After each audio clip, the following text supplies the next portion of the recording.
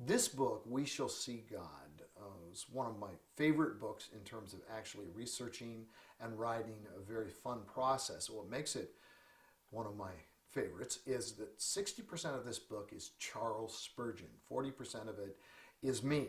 Now, I also had some work to do related to the 60% that is Spurgeon, because I went through every single message of Charles Spurgeon on the subject of heaven.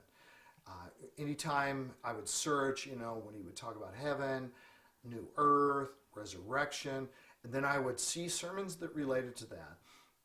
And these sermons are like 6,000 words long, and if you see them in their printed form, there's a paragraph break about every other page. And they're very dense to look at on a page, and they're not very inviting, and hence many people have not read the sermons of Charles Spurgeon. They've read his morning and evening devotional, and they love that. They think that's great, but I am convinced that many of the best things that Spurgeon ever said are actually in his sermons. The problem is access. The problem is also language, because just by changing 2 to 3% of Spurgeon's language and updating it so the word prevaileth becomes prevail, and sometimes it's obvious like that, but other times it's not obvious. Occasionally there was a word where the meaning has literally changed, and it's misleading. It's not what Spurgeon would say if he was writing it today, because that word has changed its meaning.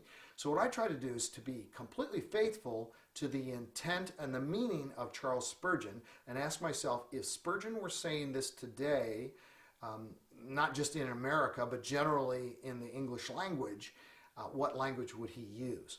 And the other thing I was able to do is take that 60% that Spurgeon in here might be just 10% from one of his messages. It might just be 600 words, or maybe 900 words from a 6,000 word message. But I took the stuff that I thought was the very best. And there are times where it just bowls you away. Charles Spurgeon was one of the most eloquent, not only biblical and thoughtful and challenging and Christ-centered, but eloquent. His phraseology is just beautiful. There are times where it just takes your breath away. So I have gotten some great feedback. I was just with Greg Laurie, and Greg has been reading it as a devotional every day, We Shall See God. And he says, oh man, that Spurgeon stuff is so great.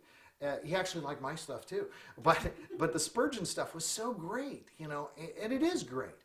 And so I can highly recommend We Shall See God. And it's a book that I think if you've not read Charles Spurgeon, you're going to fall in love with Spurgeon. And I also have an introduction and a conclusion where I talk about Spurgeon and his life. And in a number of my comments where Spurgeon will say something about heaven, then I'll pick up on what he's saying. Then I'll say some things about heaven, and I'll also sometimes refer to certain things that were going on in his life at the time, a sickness he was dealing with, a tragedy in his life he was dealing with, or I'll take some person he refers to in the part of the message that I'm including in the devotion, and I'll tell you more about him. So you'll learn more about Spurgeon, and you'll learn a lot about God himself and the heaven that he's prepared for us.